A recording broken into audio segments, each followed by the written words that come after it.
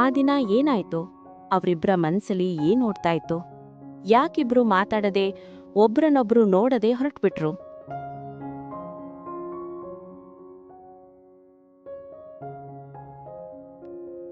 ನಮ್ಮ ಕಥಾನಾಯಕ ಅರುಣ್ ವೃತ್ತಿಯಲ್ಲಿ ಇಂಜಿನಿಯರ್ ಆದ್ರೂ ಸಹ ಕ್ಯಾಮೆರಾ ಮೂಲಕ ಅದ್ಭುತವಾದ ಫೋಟೋಗಳನ್ನ ಸೆರೆ ಹಿಡಿಯೋದು ಅವನ ಪ್ರವೃತ್ತಿ. ಅರುಣ್ ತುಂಬಾನೇ ಪ್ರಿನ್ಸಿಪಲ್ ಇರೋ ವ್ಯಕ್ತಿಯಾಗಿರ್ತಾನೆ. ಅವನ ಈ ಗುಣದಿಂದಲೇ ಅವನು ಎಲ್ರಿಗೂ ಇಷ್ಟ ಆಗ್ತಾ ಇರ್ತಾನೆ. ಜೀವನದಲ್ಲಿ ಯಾವುದಕ್ಕೂ ಕಾಂಪ್ರಮೈಸ್ ಆಗ್ಬಾರ್ದು. ಕಷ್ಟಪಟ್ಟಾದ್ರೂ ಇಷ್ಟಪಟ್ಟಿದ್ದನ್ನ ಪಡ್ಕೋಬೇಕು ಅನ್ನೋದು ಅವನ ಯೋಚನೆಗಳಾಗಿರುತ್ತೆ. ಓದ್ಬೇಕಾದ್ರೆ ಅವನು ತನ್ನ ಹಾಬಿಗಾಗಿ ಕ್ಯಾಮೆರಾ ತಗೋಬೇಕು ಅಂತ ಇರ್ತಾನೆ. ಆದ್ರೆ ಅಮ್ಮನ್ನ ಕೇಳೋಕೆ ಭಯ, ಹಾಗೆ ಮುಜುಗರ. ಹೇಗ್ ಕೇಳೋದು? ಹಾಗಾಗಿ ಓದಿನ ಜೊತೆಗೆ ದುಡಿದು ಅಂದ್ರೆ ಪಾರ್ಟ್ ಟೈಮ್ ಕೆಲಸ ಮಾಡಿ ಕ್ಯಾಮೆರಾ ತಗೊಂಡಿರ್ತಾನೆ. ಹೀಗೆ ಕಷ್ಟಪಟ್ಟಾದ್ರೂ ಸರಿ, ಇಷ್ಟಪಟ್ಟಿದ್ದನ್ನ ಸಾಧಿಸೋ ಮನಸ್ಥಿತಿ ನಮ್ಮ ಕಥಾನಾಯಕ ಅರುಣ್ದಾಗಿರುತ್ತೆ. ನಮ್ಮ ಕಥಾನಾಯಕ ಅರುಣ್ ಕೆಲ್ಸಕ್ಕೆ ಅಂತ ತನ್ನ ಸ್ವಂತ ಊರನ್ನ ಬಿಟ್ಟು ಬೇರೆ ಊರಲ್ಲಿ ವಾಸ ಇರ್ತಾನೆ. ಊರಲ್ಲಿ ಎಲ್ಲ ಇರೋದು, ಇಲ್ಲಿ ನನಗೆ ಯಾವುದೇ ರೆಸ್ಟ್ರಿಕ್ಷನ್ಸ್ ಇಲ್ಲ ಅಂತ ಅವನು ಎಲ್ಲೂ ಯೋಚನೆ ಮಾಡದೆ ಒಂದು ಒಳ್ಳೆಯ ದಾರಿಯಲ್ಲಿ ಜೀವನದ ಹೆಜ್ಜೆಯನ್ನ ಹಾಕ್ತಾ ಇರ್ತಾನೆ. ಈ ಹೆಜ್ಜೆ ಜೊತೆಗೆ 7 ಹೆಜ್ಜೆ ಹಾಕೋಳ ಹುಡುಕಾಟದಲ್ಲಿ ಅರುಣ್ ನಮ್ಮ ಇರ್ತಾರೆ.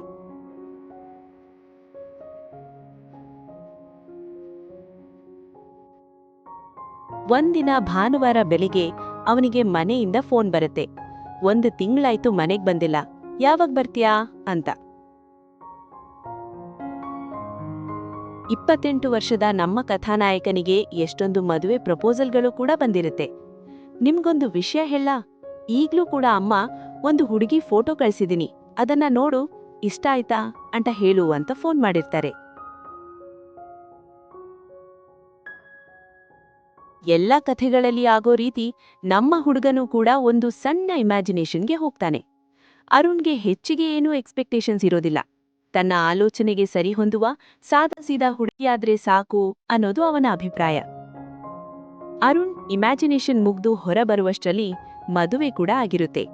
ಅಮ್ಮನಿಗೆ ತಕ್ಕ ಕಥಾನಾಯಕಿ. ಹೌದು, ನಮ್ಮ ಕಥಾನಾಯಕಿ ಪರಿಚಯ ಆಗಿಲ್ಲ ಅಲ್ವಾ?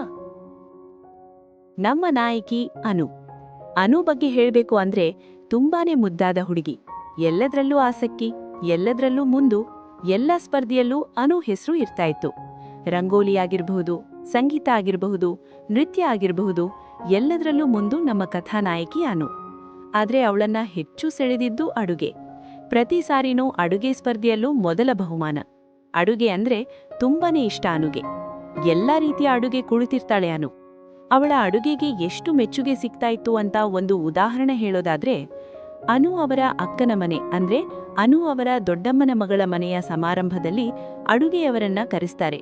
ಆದ್ರೆ ಬರೋ ದಾರಿಯಲ್ಲಿ ತೊಂದರೆಯಾಗಿ ಅವರು ಸಮಯಕ್ಕೆ ಸರಿಯಾಗಿ ತಲುಪೋಕೆ ಆಗಿರಲ್ಲ. ಆಗ ಅನುನೇ ಜವಾಬ್ದಾರಿ ತಗೊಂಡು ಅಡುಗೆಯನ್ನ ಮಾಡ್ತಾಳೆ. ಸಮಾರಂಭದಲ್ಲಿ ಬಂದವರೆಲ್ಲ ಅಡುಗೆಯನ್ನೇ ಹೊಗಳ್ತಾ ಇದ್ರಂತೆ. ಹಾಗಿತ್ತು ಅನು ಕೈರುಚಿ. ಆದ್ರೆ ಅನುನ ಪ್ರವೃತ್ತಿ ಏನೋ ಹೇಳ್ದೆ, ಆದ್ರೆ ಅನುನ ವೃತ್ತಿ ಏನು ಅಂತ ನೀವು ನನ್ನ ಕೇಳೋದಾದ್ರೆ, ಅನು ವೃತ್ತಿಯಲ್ಲಿ ಜರ್ನಲಿಸ್ಟ್. ಅರುಣ್ ಹಾಗೆ ಅನು ಇಬ್ರೂ ಅವರವರ ಕೆಲಸದಲ್ಲಿ ತುಂಬಾನೇ ಮುಂದಿರ್ತಾರೆ. ನೋಡ್ತಾ ನೋಡ್ತಾ 1 ವರ್ಷ ಕಳೆಯುತ್ತೆ. ಅನು ಹಾಗೆ ಅರುಣ್ ತುಂಬಾನೇ ಹೊಂದ್ಕೊಂಡು ಜೀವನ ಮಾಡ್ತಾ ಇರ್ತಾರೆ. ಕೋಪ, ಹುಸಿಮುನಿಸು ಎಲ್ಲ ಇದ್ರೂ ಅವರ ವೈವಾಹಿಕ ಜೀವನ ಯಾವುದೇ ತೊಂದರೆ ಇಲ್ಲದೆ ಹಳಿ ತಪ್ಪದೆ ಸಾಗ್ತಾ ಇರುತ್ತೆ. ಒಂದು ದಿನ ರಜೆ ಇದ್ದಾಗ just for A change Arun ಅಡುಗೆ ಮಾಡುವುದಾಗಿ ಹೇಳಿ ಅನುನ ಹಾಲ್ಗೆ ಕಳಿಸ್ತಾನೆ. ಅನು ಕೂಡ ತನಗೆ ಸ್ವಲ್ಪ ಕೆಲಸ ಇರುತ್ತೆ, ಅದನ್ನ ಮುಗಿಸ್ಬಿಡೋಣ ಅಂತ ಹೇಳಿ ಮಾಡ್ತಾ ಇರ್ತಾಳೆ. ಅರುಣ್ ಅಡುಗೆ ಮಾಡಿ ಅನುನ ಕರೀತಾನೆ. ಇಬ್ರು ಒಟ್ಟಿಗೆ ಕೂತು ಊಟ ಮಾಡ್ತಾರೆ. ಏನಾಯ್ತೋ ಏನೋ ಗೊತ್ತಾಗಲ್ಲ. ಅನುಗೆ ಸ್ಟಮಕ್ ಅಪ್ಸೆಟ್ ಆಗಿ ಹಾಸ್ಪಿಟಲ್ ಅಡ್ಮಿಟ್ ಮಾಡ್ಬೇಕಾಗಿ ಬರುತ್ತೆ. ಅದು ಕೋಇನ್ಸಿಡೆನ್ಸಾ ಅಥವಾ ಅರುಣ್ ಅಡುಗೆಲಿ ಏನಾದ್ರೂ ವ್ಯತ್ಯಾಸ ಇತ್ತಾ ಗೊತ್ತಿರಲ್ಲ. ಆದ್ರೆ ಈ ಇನ್ಸಿಡೆಂಟಿಂದ ಅರುಣ್ ತುಂಬಾನೇ ನೊಂದುಕೊಂಡು ಅನುನ ಇನ್ನೂ ಚೆನ್ನಾಗಿ ನೋಡ್ಕೋಬೇಕು ಅಂತ ಅಂದ್ಕೊಂಡು, ಹುಷಾರಾಗಿ ನೋಡ್ಕೋಬೇಕು ಅಂತೆಲ್ಲ ಅಂದ್ಕೊಂಡು ಅವಳ ಮಡಿಲಲ್ಲಿ ಮಲಗಿ ಬಿಕ್ಕಿ ಬಿಕ್ಕಿ ಅಳ್ತಾ ಇರ್ತಾನೆ. ಎಷ್ಟೇ ಮೆಚೂರ್ಡ್ ಆಗಿದ್ರೂ ಒಬ್ರ ಮಡಿಲಲ್ಲಿ ಇನ್ನೊಬ್ರು ಮಗು ಆಗ್ತಾ ಇದ್ರು. ಜೀವನ ಅಂದ್ರೆ ಹೀಗಿರ್ಬೇಕು. ಗಂಡ ಹೆಂಡತಿ ಅಂದ್ರೆ ಅನು ಮತ್ತು ಅರುಣ್ ಹೆಸರು ಕೋಡುವ ಹಾಗೆ ಇತ್ತು. ಯಾವುದೇ ಟೆನ್ಷನ್, ಸ್ಟ್ರೆಸ್ ಇದ್ರೂ ಅರುಣ್ ಯಾವತ್ತೂ ಅನು ಮೇಲೆ ಕೂಗಾಡಿ ಕಿರಿಚೋದು ಮಾಡ್ತಾ ಇರ್ಲಿಲ್ಲ. ಇದು ನೋಡೋರಿಗೆ ಫೇಕ್ ಅಂದ್ರೆ ಅನಿಸಿದ್ರೂ ಅರುಣ್ ಅನು ಮೇಲೆ ಅಷ್ಟೇ ಪ್ರೀತಿ ಗೌರವ ಇಟ್ಕೊಂಡಿದ್ದ. ಅನು ಕೂಡ ಅಷ್ಟೇ, ಅರುಣ್ ಮೇಲೆ ಅಪಾರ ಪ್ರೀತಿ ಗೌರವ ಇತ್ತು. ಬರೀ ಪ್ರೀತಿಯಷ್ಟೇ ಅಲ್ಲದೆ ಪರಸ್ಪರ ಗೌರವ ನಂಬಿಕೆ ಅವರಿಬ್ಬರ ಸಂಬಂಧ ಗಟ್ಟಿ ಮಾಡ್ತಾ ಇತ್ತು. ಸಂತೋಷದ ದಾಂಪತ್ಯ ಜೀವನವೆಂದ್ರೆ ಪ್ರತಿದಿನವೂ ಹೊಸ ಆಶಯದ ಆರಂಭ. ಪ್ರೀತಿ, ನಂಬಿಕೆ ಮತ್ತು ಗೌರವ ಇವು ದಾಂಪತ್ಯದ ಮೌಲ್ಯಗಳು. ಬೆಳಗಿನ ಚಹಾ ಜೊತೆ ನಗು ಹಂಚಿಕೊಳ್ಳುವ ಕ್ಷಣಗಳಿಂದ ರಾತ್ರಿಯ ನಿಶ್ಶಬ್ದ ಮಾತುಕತೆಗಳವರೆಗೆ ಪ್ರತಿ ಕ್ಷಣವೂ ಜೀವನಕ್ಕೆ ಅರ್ಥ ತುಂಬಿಸುತ್ತೆ. ಒಬ್ಬರ ಕನಸುಗಳಿಗೆ ಮತ್ತೊಬ್ಬರ ಬೆಂಬಲ, ಸಂತೋಷದಲ್ಲಿ ಹಂಚಿಕೆ, ದುಃಖದಲ್ಲಿ ಧೈರ್ಯ ಇವೇ ದಾಂಪತ್ಯದ ನಿಜವಾದ ಶಕ್ತಿ. ಸಣ್ಣ ವಿಷಯಗಳಲ್ಲೂ ಸಂತೋಷ ಕಂಡುಕೊಳ್ಳುವುದು ಜೀವನವನ್ನ ಸುಂದರವಾಗಿಸುತ್ತದೆ. ಒಟ್ಟಿಗೆ ಊಟ ಮಾಡುವುದು, ಒಟ್ಟಿಗೆ ಕೆಲಸ ಹಂಚಿಕೊಳ್ಳುವುದು, ಒಟ್ಟಿಗೆ ಕುಟುಂಬದ ನೆಮ್ಮದಿ ಅನುಭವಿಸುವುದು ಈ ಎಲ್ಲ ಕ್ಷಣಗಳಲ್ಲೂ ಪ್ರೀತಿ ಮೌನವಾಗಿ ಮಾತನಾಡುತ್ತದೆ. ಪರಸ್ಪರ ಅರ್ಥ ಮಾಡಿಕೊಳ್ಳುವ ಮನಸ್ಸು ದಾಂಪತ್ಯವನ್ನ ಗಟ್ಟಿ ಮಾಡುತ್ತದೆ.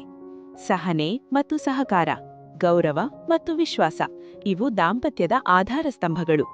ಕೈ ಹಿಡಿದು ಮುಂದೆ ನಡೆಯುವಾಗ ಜೀವನದ ಯಾವುದೇ ಸವಾಲು ದೊಡ್ಡದಾಗಿ ಕಾಣುವುದಿಲ್ಲ.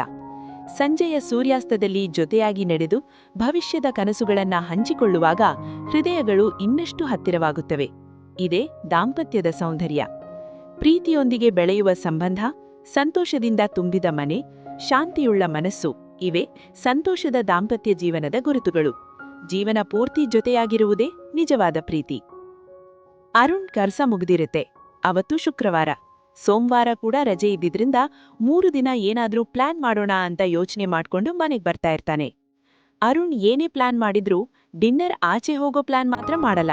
ಯಾಕಂದ್ರೆ ಅಷ್ಟು ಇಷ್ಟ ಅನು ಕೈರುಚಿ ಅರುಣ್ಗೆ. ಯಾವುದೇ ಹೆಂಡತಿ ಗಂಡನ ಮನಸ್ಸು ಗೆಲ್ಲಬೇಕಾದ್ರೆ ಹೊಟ್ಟೆ ಮೂಲಕ ತಲುಪಬೇಕು ಅನ್ನೋದು ಸತ್ಯವಾದ ಮಾತು. ಅದು ಇವರ ವಿಚಾರದಲ್ಲಿ 100% ಆಗಿತ್ತು. ಅರುಣ್ ಮನೆಗ್ ಬರೋ ಮುಂಚೆನೆ ಅನು ಮನೆಗ್ ಬಂದು ಅಡುಗೆ ಮಾಡಿ ಅರುಣ್ಗೆ ವೇಟ್ ಮಾಡೋದು ಅನುನ ವಾಡುಕೆ. ಆವತ್ತು ಅವನನ್ನ ವೆಲ್ಕಮ್ ಮಾಡಿದ್ದು ಕತ್ತಲು. ಲೈಟ್ಸ್ ಆನ್ ಇರ್ಲಿಲ್ಲ. ಅನು ಮನೆಗ್ ಬಂದಿರ್ಲಿಲ್ಲ. ಸರಿ, ಫ್ರೆಶ್ ಆಗಿ ಅನುಗೆ ವೇಟ್ ಮಾಡ್ತಾ ಕೂರ್ತಾನೆ ಅರುಣ್. 9 ಆಗತ್ತೆ. ಇನ್ನೂ ಅನು ಮನೆಗ್ ಬಂದಿರಲ್ಲ. ಫೋನ್ ಮಾಡಿದ್ರೆ ಬ್ಯುಸಿ ಬರ್ತಾ ಇರುತ್ತೆ. ಸರಿ, ಅವಳು ಬರೋವರೆಗೆ ಫುಡ್ ಆರ್ಡರ್ ಮಾಡಿ ವೇಟ್ ಮಾಡೋಣ. ಹಿಂದೆ ಆಗಿದ್ದು ನೆನ್ಪಾಗಿ ತಾನು ಅಡುಗೆ ಮಾಡೋದ್ ಬೇಡ ಅಂತ ಮನಸ್ಸಲ್ಲೇ ನಕ್ಕು ಅನುಗಾಗಿ ಕಾಯ್ತಾ ಇರ್ತಾನೆ ಅರುಣ್. 11 ಆಗಿದೆ. ಅನು ಮನೆಗ್ ಬಂದಿರ್ತಾಳೆ. ಮನೆಯಲ್ಲಿ ಅವರಿಬ್ಬರ ನಡುವೆ ತುಂಬಾನೇ ಮಾತುಕತೆ ಆಗಿರುತ್ತೆ. ನೀರವ ಮೌನ ಆವರಿಸಿರುತ್ತೆ. ಪದಗಳು ಖಾಲಿಯಾಗಿರುತ್ತೆ. ಇಬ್ರಲ್ಲೂ ಮುನಿಸು ಅನ್ನೋದು ಬಿಟ್ಟು ಬೇರೆ ಏನೂ ಇರ್ಲಿಲ್ಲ ಅಲ್ಲಿ. ಏನಾಗಿತ್ತು? ಅವರಿಬ್ಬರ ಮನ್ಸಲ್ಲಿ ಏನೋಡ್ತಾ ಇತ್ತು? ಯಾಕಿಬ್ರು ಮಾತಾಡದೆ, ಒಬ್ರನ್ನೊಬ್ರು ನೋಡದೆ ಹೊರಟ್ಬಿಟ್ರು? ಮುಂದಿನ ಭಾಗ ನಾಳಿನ ಸಂಚಿಕೆಯಲ್ಲಿ. ಕಾಯ್ತಾ ಇರಿ. ಪ್ಲೀಸ್ ಸಬ್ಸ್ಕ್ರೈಬ್ ಟು ಕತೆ ಹೇಳುವೆ YouTube channel where emotion come alive.